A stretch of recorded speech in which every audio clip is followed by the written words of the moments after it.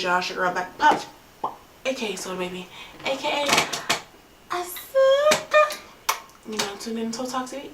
And guess what? Drum roll, please. This mic still don't work, but we gonna get through the show. You know, I ain't Jimmy Neutron Boy Genius. Eventually, it's gonna work. Anywho, I digress. So today we're gonna be starting off with more of our political topics. You know, this is more of an entertainment based channel, but every now and again we gonna get into certain topics. And are you ready to get into that conversation? Today we're going to be talking about Christian Toby Obomseli. Recently in the media, a black man about 28 years old was slain by his girlfriend by the name of Courtney Clenny. I don't know how old she is, but I know she is an OnlyFans model. Christian's family is a little upset because it's not a lot of people that's like standing up to fight in his name and protest in his name.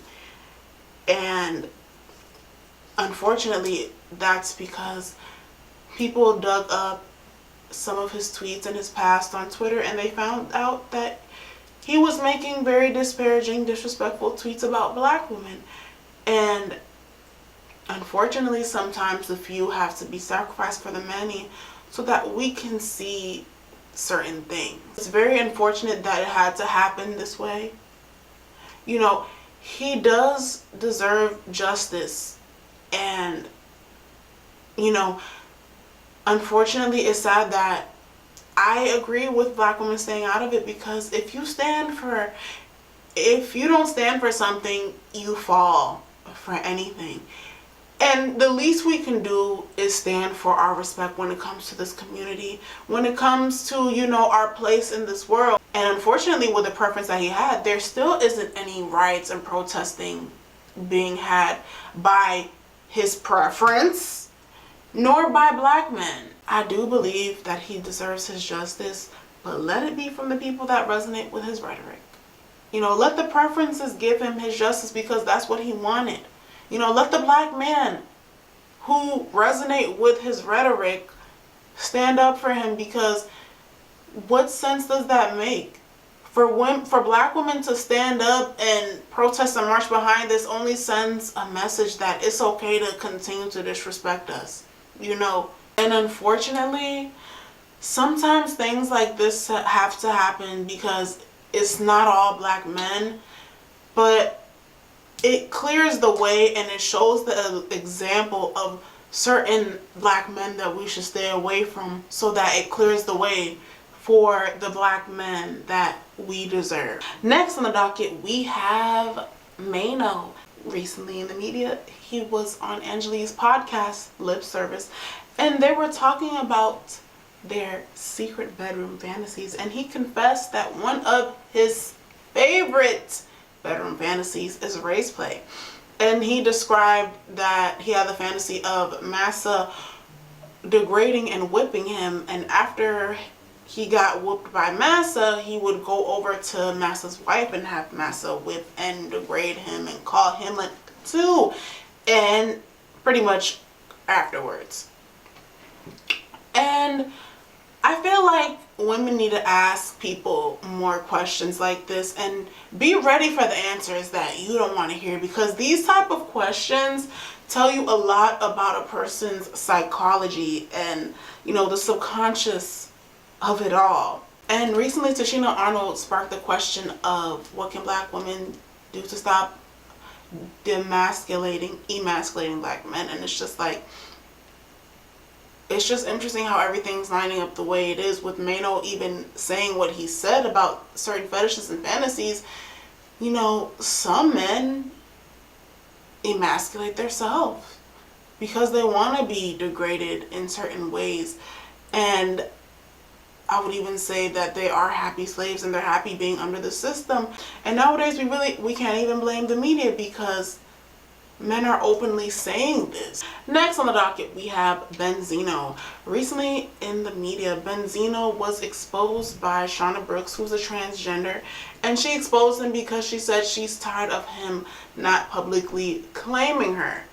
And Benzino denied the allegations, and he says he only knows her because they did a movie together, but they never really had any scenes together, and that she got his phone number and information through a source on set, and she said she was trying to do business with him, and that's how he got her number. And she exposed, you know, recordings of them talking about, you know, what they could possibly do. And he was talking about being open-minded and, you know, really letting her know that he knows what this would look like if this was to come out, but he's willing to try and explore his, you know, his sexuality. And in this case, I feel bad for Benzino because, like, once again, sexuality is a very complex thing. And I'm on Benzino's side with this because whether y'all had a relationship or not, you look like a clout chaser. And the person who always ends up exposing, you know, you just end up looking stupid because of the fact that you were secretly recording him this whole time. And it let us know that at least he kept it a buck with you and was like, you know, I know what this looks like. You know, I'm willing to be open-minded. And whether you're a trans or hetero, if a man wants to be with you, he's gonna let it be known. He's not gonna waste any time. And recently in the media, via the Shade Room, they brought up a question saying, trans woman says she has every right to not date bisexual men and that dating straight men makes her feel valid. She says, I don't know. In my opinion, trans women are fully allowed to not want to date a man because he finds other men attractive and would date / other men. It has nothing to do with cheating. We just deserve to feel valid and real no matter what. And if that means only dating straight men, who is harmed? And that Twitter user is right. No one gets harmed except the person who wants to expose the relationship and out people before they're ready to do it.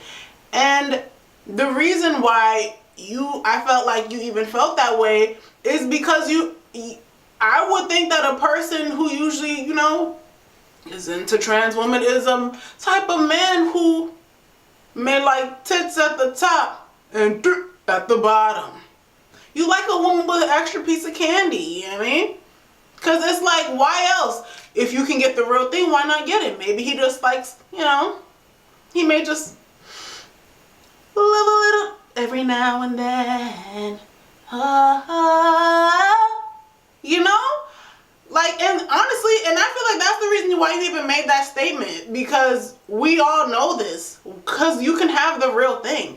And then again, there are those situations where a man does date a woman who fully transitioned and has a whole, you know, has a vagina, and it's like, maybe your soulmate was just a real nigga in the beginning. I don't know.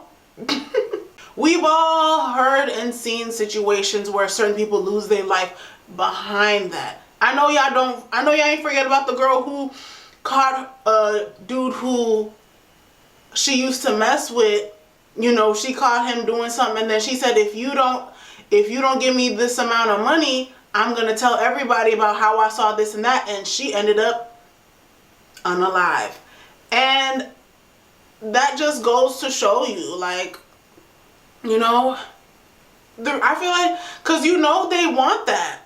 Because you know they want that. Next on docket, we have Zaya Wade. Zaya Wade is the trans daughter of Dwayne Wade and Gabrielle Union. She's 14 years old, and I have to put that in there because age does matter. Recently, Gabrielle Union and Dwayne Wade had a family picture, and they decided to post Zaya and her trans boyfriend kissing, you know, and it had the internet divided, and some people were upset because they may have been coming from a homophobic stance, and some people are upset because it's just the fact that these are two kids online kissing and, you know, just in my opinion growing up a little too fast. Personally, I feel like Gabrielle Union and Dwayne Wade are pushing it. They're definitely exploiting their child sexuality because Zaya keeps them relevant and keeps them in the media. And it just goes to show you that some people have different parenting skills. And we all know if it was a real little girl, she would be called fast and hot and fast. And it's just the double standard of it all. And a lot of people try to say, oh, you know what you were doing at 14? Sneaking and geeking. Definitely was sneaking. Because I knew if my parents ever find out, that would be another story, especially when it's a woman. So what does that mean? Does that make it okay for all 14-year-olds to start kissing and doing stuff? Does Zaya even have a period? Because if that's okay at 14 to be kissing on, and doing all that stuff and being free like that, being freaky and free, does that mean they can start, getting it in? Because at the end of the day, it's still, when you open things up too early it can really mess up a kid's mind. Does she have a period? Does that mean she can start? Because once that happens, that means a baby's on the way. And even before having a baby, there's still STDs and stuff out there. So it's like, I would hope that they have had a good talk with their child about, things of that nature. Even in America, it's certain rules that you have at a certain age. Like at 21, you can legally start drinking. What is it? 18, you could buy tobacco. So I feel like 16 is decent because when you're too overprotective, your child can't trust you. And you want to have some type of trust, because even at the ages of damn near 9, you're like, you start feeling things. Well, as a woman, certain things. Anywho, next topic. And the last question of the day is, can you respect / date a man who makes less than you? And I know everyone's gonna have a different answer, to each his own. Personally, I feel like you can, because as long as he's willing and taking the initiative to take care of the responsibilities that we all universally respect men for, which is protecting and providing, I don't see nothing wrong with it. And I almost can respect him a little more if I'm making more money than you, but you're still willing to be a man for me. You're still willing to show me that you want to take care of me and you want to keep me, and I can, I can keep mine and you'll take care of all of us. Then yeah. But let's be clear. In certain situations, yeah, we still see you as a man, but let's not act like the percentage don't go down if you're not taking care of both halves of that whole, because protecting is just one half and providing is just one half. Because you can be a great provider, but it's like you haven't really honed in on your masculine energy where I could respect you. You know what I mean? And because look, it's the same reason why women will hold men down in jail. She find out he come home and the next 10 days she go run and go buy this man a whole wardrobe. Why? Because he's a protector and it's some type of respect. He has some type of order where he can run that. He can run her till he come home. He makes her baby mama. And we all know children change things, and she puts him out of his house and he's off to go running the next biatch. Hello? It happens all the time. But no, honestly, like, I feel like you can. But in some senses, you're half of a man. I would say that's half of a man.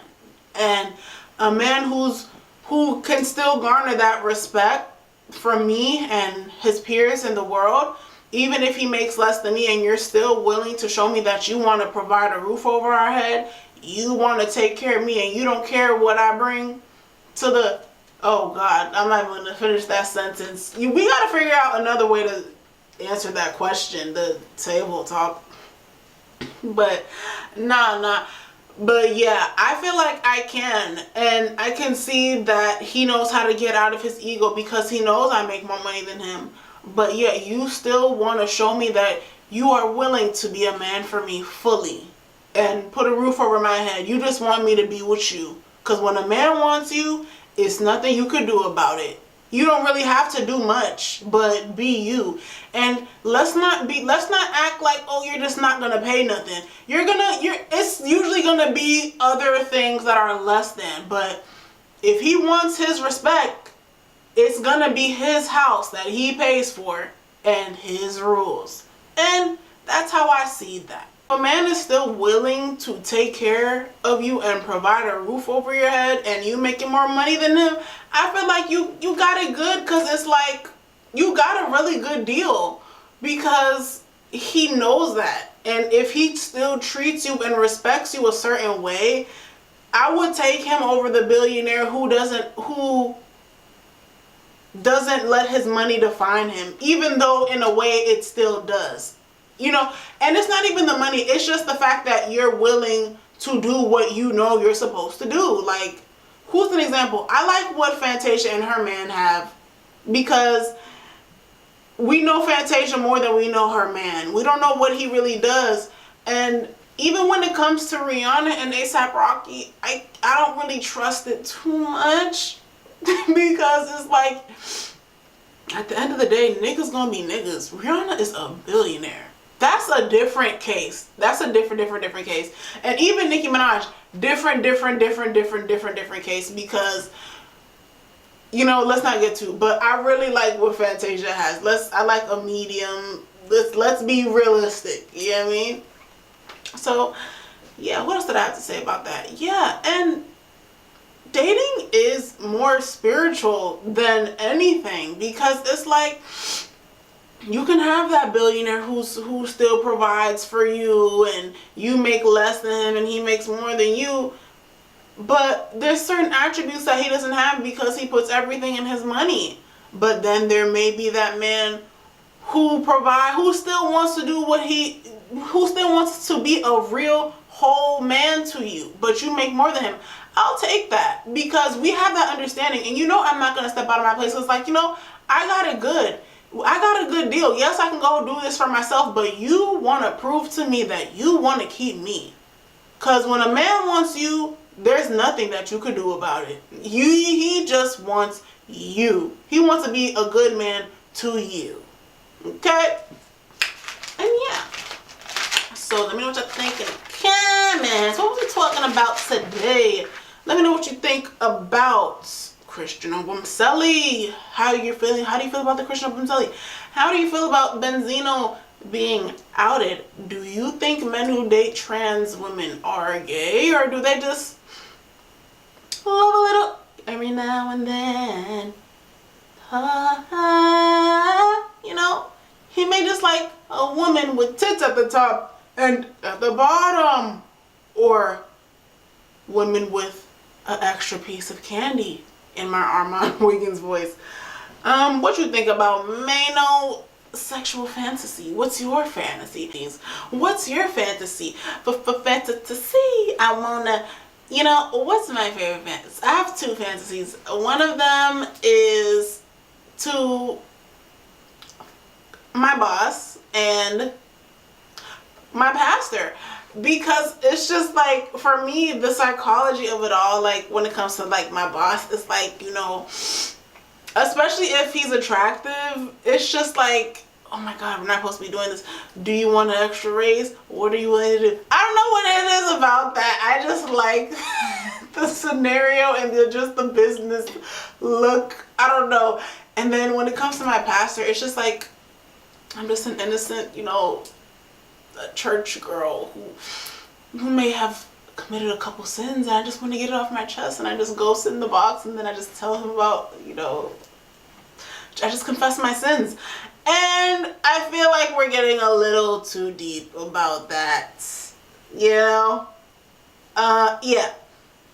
Then we got the Maino, and then what do you feel about Zaya Wade? Can you date someone? Can you have a woman who makes more money than you and date her? Can you date a man who makes less than you? Let me know in the comments. Make sure you follow me on Instagram at itsblackpop. So to talk to you on my backup page. We'll get into this next video.